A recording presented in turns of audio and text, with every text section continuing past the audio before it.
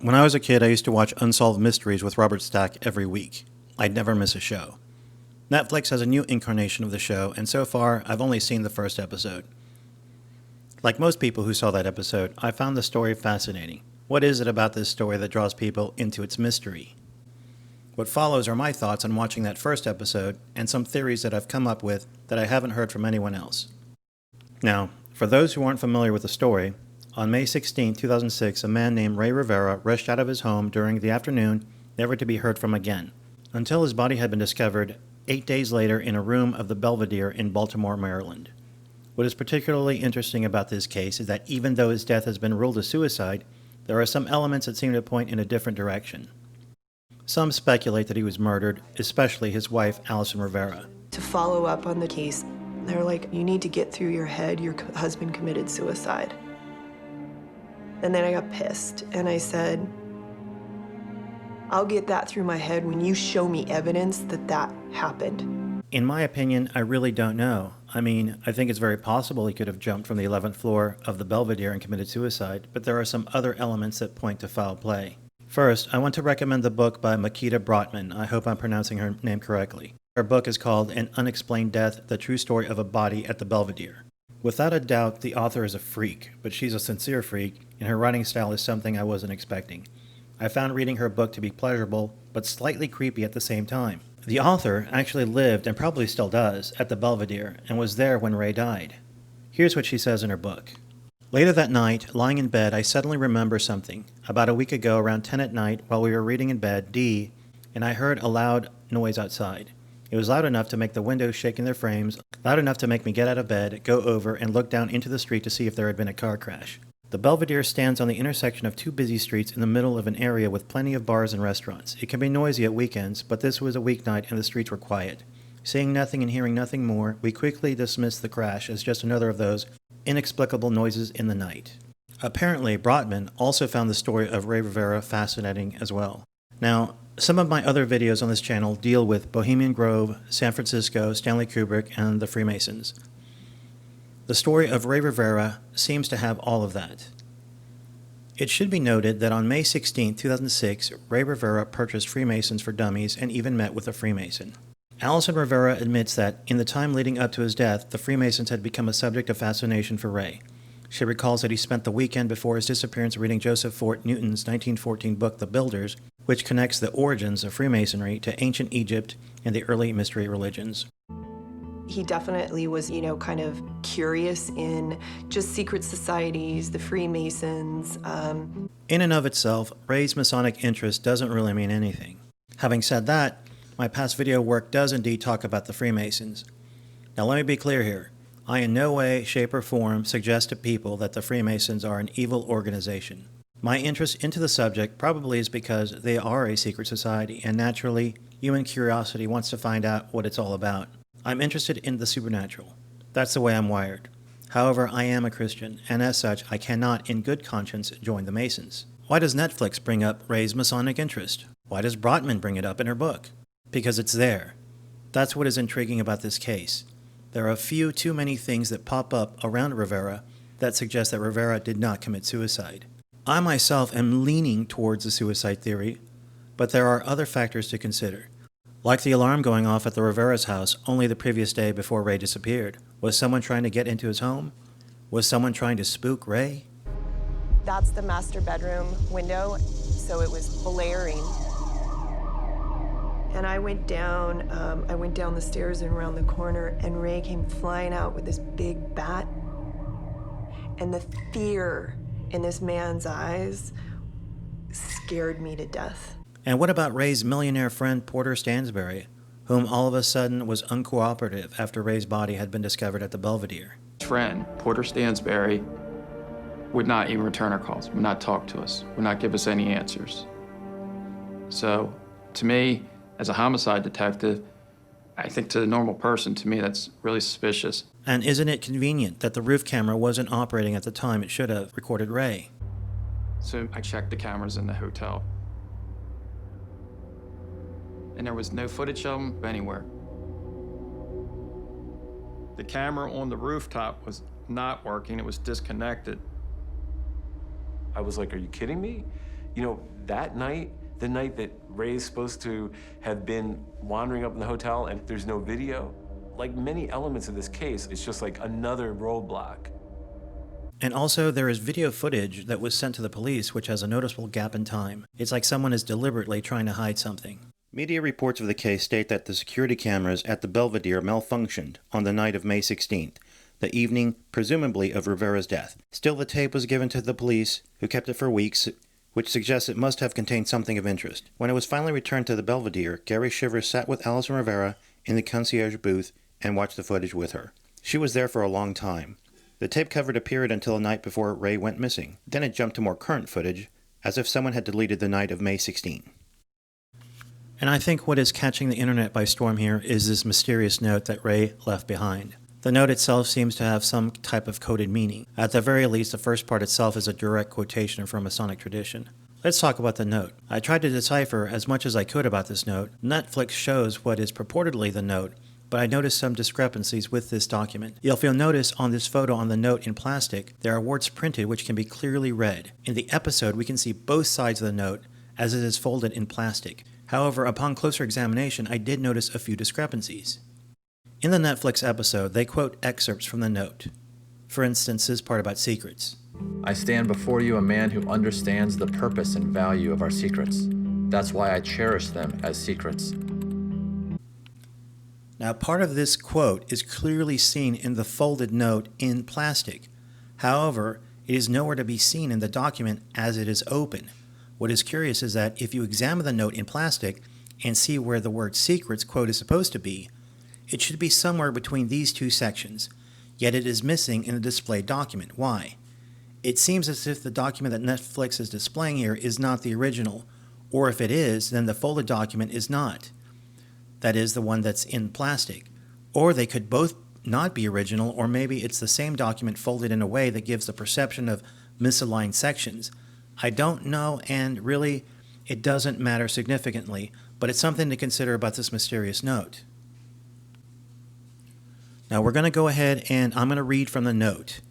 And this is, like I said, this is what I could best decipher from the Netflix episode.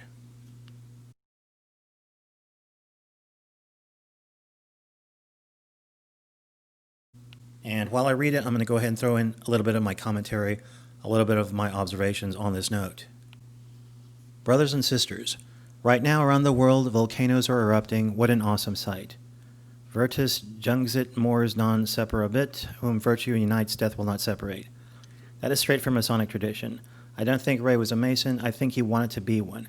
And from the statement made by Fred Bielfield, who was the chief of detectives during the Rivera case, who was also a Master Mason, Rivera didn't have noble intentions of mind, but financial ambitions. That was a well-played game. Congratulations to all who participated. I hope you enjoyed it. But it was time to wake up, so here I am. The game, that word, the game, is mentioned quite a bit. I think it's Ray's way of conceptualizing membership into a secret group by separating those who are players of a game and those who aren't. I'd like to welcome those who accepted our invitations for membership during the game. We couldn't have done it without you. Could this mean that somehow he was considered by a secret group as a potential candidate?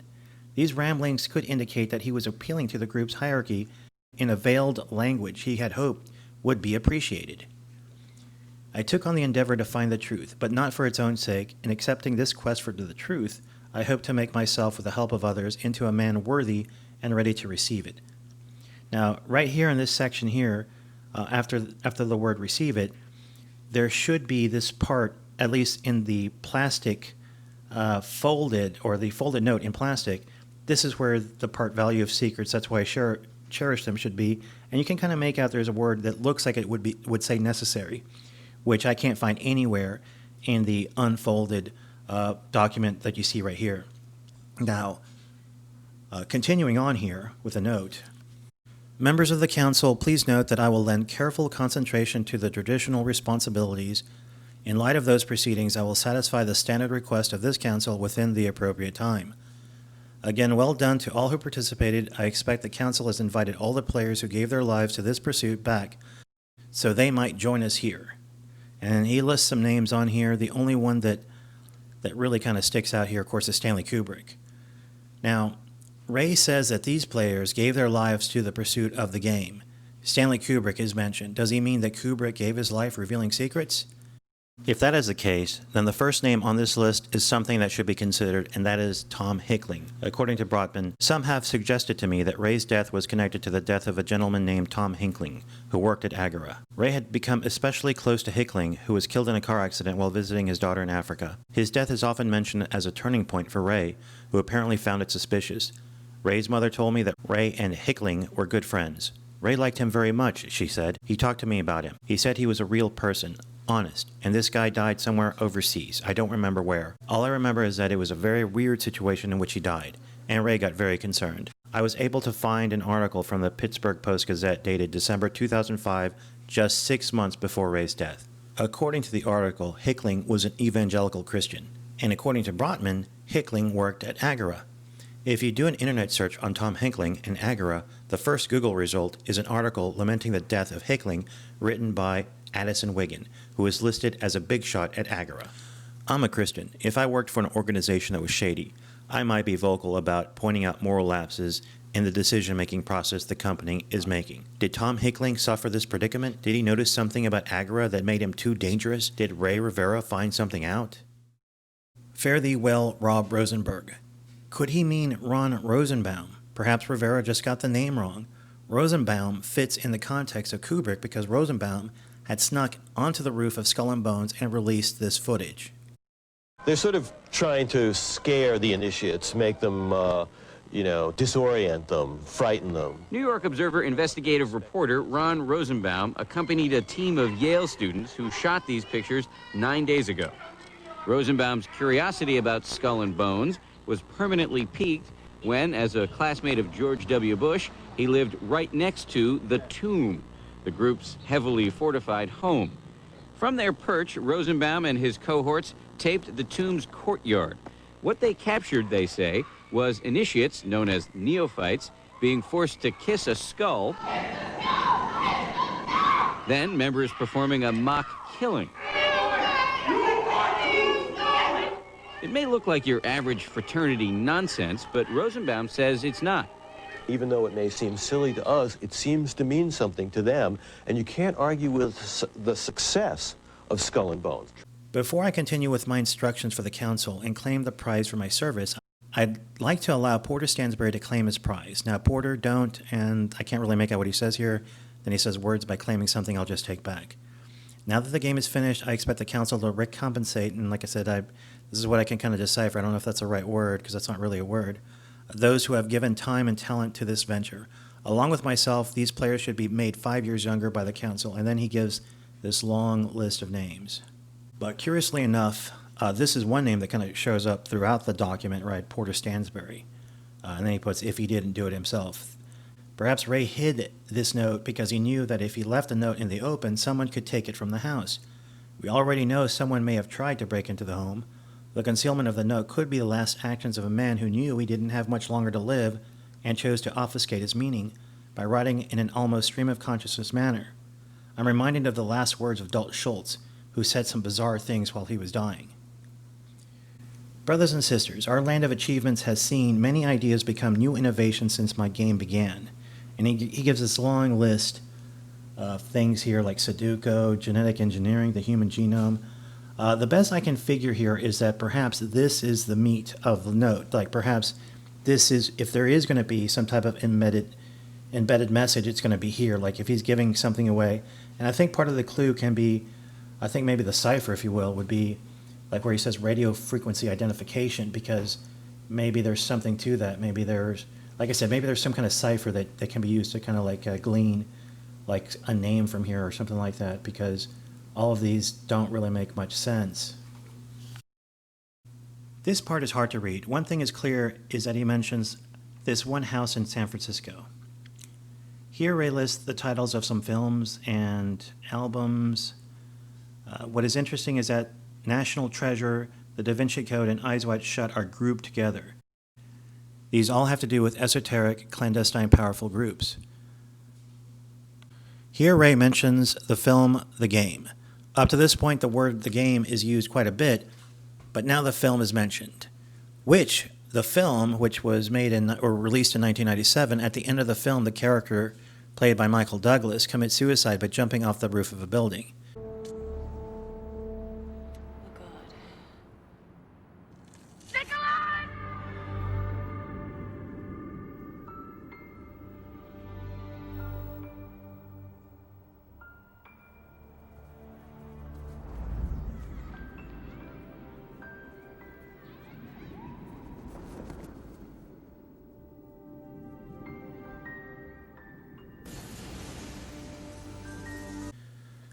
To be honest with you, I didn't think it was a great film, actually, last time I watched it was probably in 1997, and I don't have any desire to watch it again, to be honest with you. And then, of course, Ray goes on to list M. Night Shyamalan here, and so let's see here. Now, I can't figure out what he means by mentioning Keith Richards. Is it a reference to a Rolling Stone song? Perhaps a reference to the song Sympathy for the Devil, in which case maybe Ray is saying he made a deal that he can't get out of.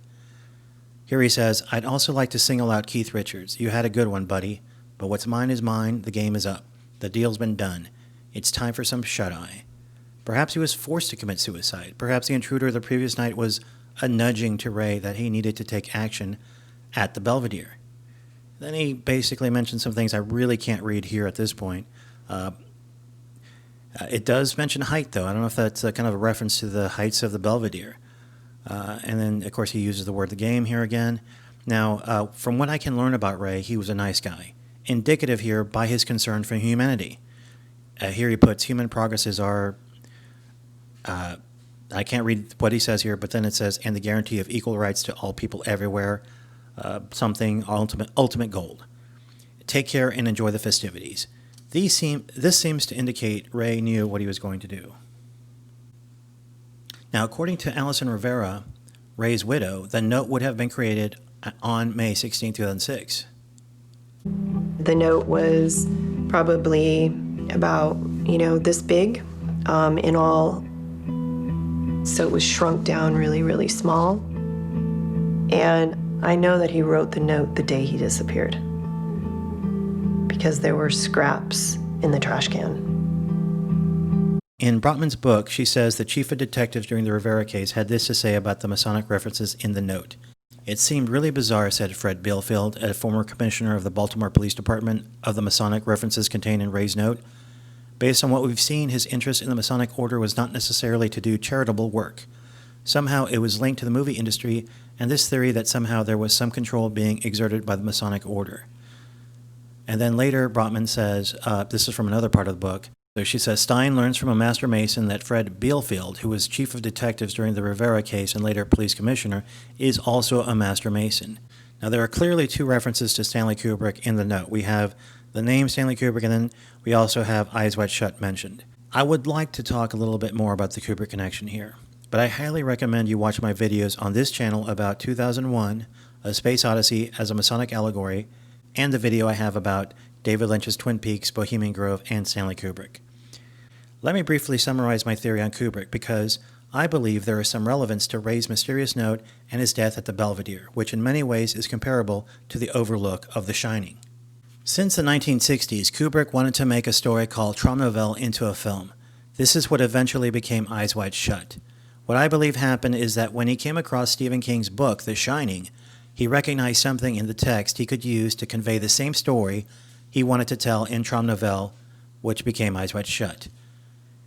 This is a story about the exploitation of youth by the elite. The Shining and Eyes Wide Shut are basically the same story, a story about the elite exploiting youth. Now, if you don't believe me, here are a few reasons I believe the two are practically the same film. These are not ordinary people, these are the best. Even the film Barry Lyndon expresses this also. When I take up a person, Mr. Lyndon, he or she is safe. There is no question about them anymore. My friends are the best people.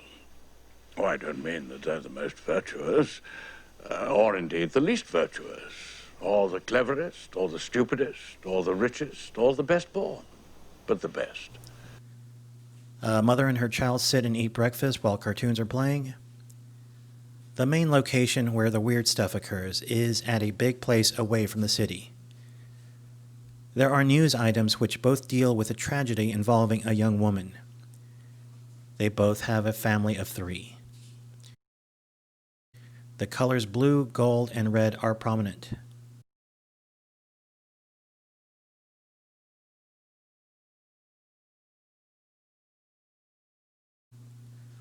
Both have ballroom scenes with dancing and a live band. A scene involving a naked woman centered on the screen. Both characters awaken from a horrible dream. It's this line which is repeated, unusual for a Kubrick film. To me, this is suggestive that Kubrick saw something that freaked him out. I'll get to that a little later. But whatever he saw, I think it filled him with horror. The teddy bear. Also, Lolita has a teddy bear. This scene involving a bathroom mirror. I find it hard to look at these identical themes. In some cases, the scenes are framed exactly the same. To look at this, to see this, and think it was a coincidence. No way, not with Stanley Kubrick. This is intentional. Like I said, there is more in the Twin Peaks documentary that I've posted on this channel, which also seems to be about the elite and their misdeeds. I mean, I'm talking about Twin Peaks. Isn't that what pulls us into the Ray Rivera story, though? Doesn't there seem to be something foul about his demise, something which seems to cry out, murder most foul? But what was Kubrick trying to say, and why was he saying it? It is a documented fact that Kubrick was scared to fly. The man had a pilot's license and was scared to fly? He was practically living in seclusion in England. What was he afraid of? I believe that Kubrick was trying to reveal through his art the things he had himself seen when he was in the employ of very powerful men who had exposed the director to things he thought were very horrible. I think he couldn't live with himself unless he had said something. Perhaps the elite saw one of Kubrick's first films, Lolita, and thought, a film about an older guy and an underage teenage girl? Hey, this is our kind of guy. Not realizing that Kubrick and his partner, James B. Harris, only picked Lolita because of the subject matter. They specifically chose Lolita because they had hoped to make money. Perhaps because of Lolita, someone reached out to Kubrick and asked him to do some freelance work which involved something sinister. At any rate, all you have to do is watch Eyes Wide Shut to realize that at the very least, the story is about rich people and sex parties. One is reminded of Jeffrey Epstein and Ghislaine Maxwell. Hell, the name Lolita Express is straight from a Kubrick film. Does Rivera speculate this about Kubrick, and is this why he's mentioned in the note? There is one other filmmaker who had made a film about rich, powerful men exploiting underage teenage kids. It's like Eyes Wide Shut, but on steroids. It's Pasolini's Salò, 120 Days of Sodom, made in 1975. Curiously enough, the director also died the same year the film was released.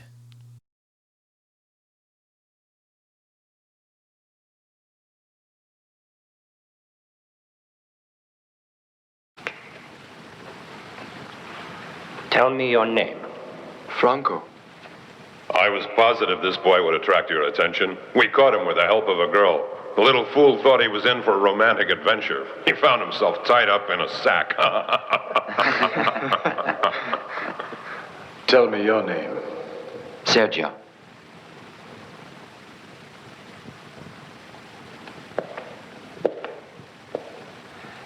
Now it's time to take a proper look at them, don't you think? Take your clothes off.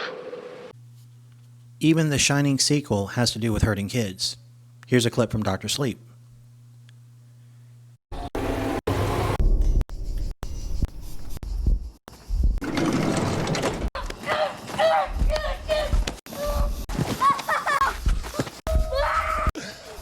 Kid, you were good.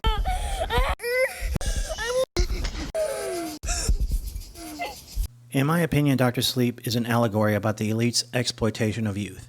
These powerful beings who live long lives only do so by sucking the spirit of the young. Can you say adrenochrome? I knew you could.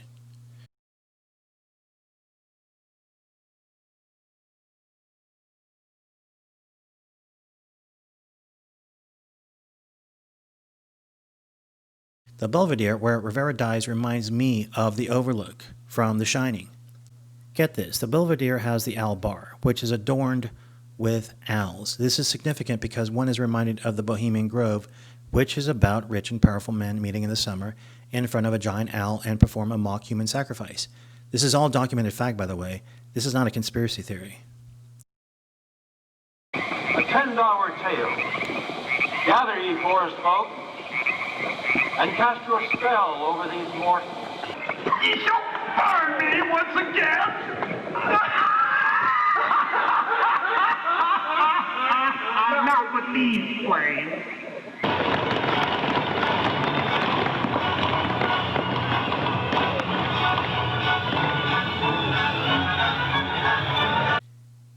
Even these pictures of the owl bar in the Belvedere seem to have a secret society vibe. The implication that it's important to keep secrets. A wise old owl sat on an oak. The more he saw, the less he spoke. The less he spoke, the more he heard. One is reminded of Ray's statement in the note. I stand before you, a man who understands the purpose and value of our secrets. That's why I cherish them as secrets.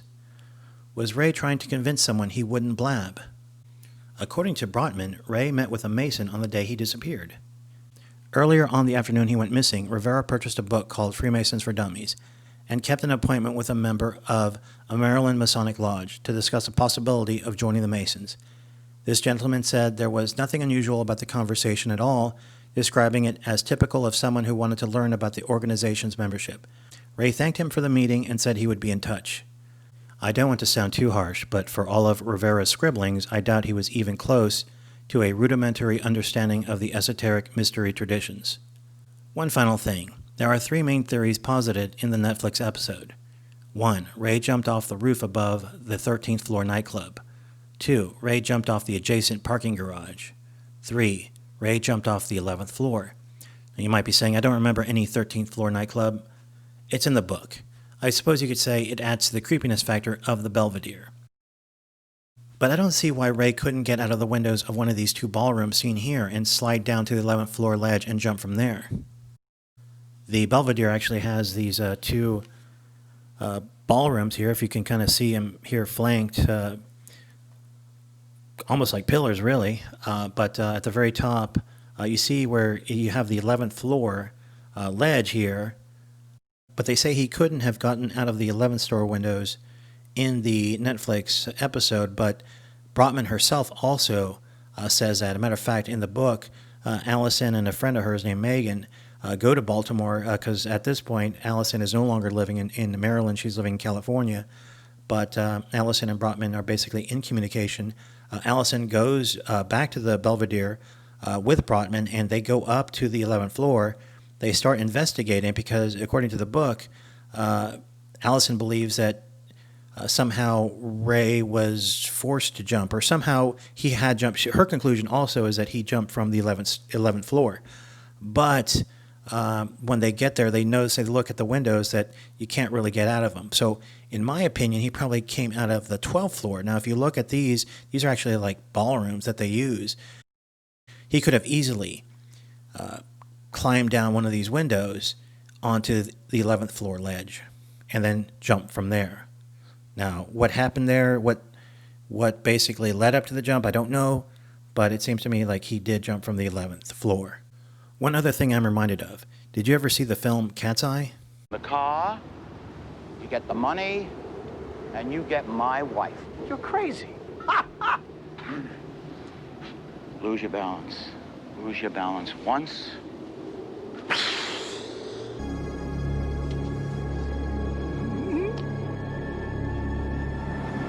Good.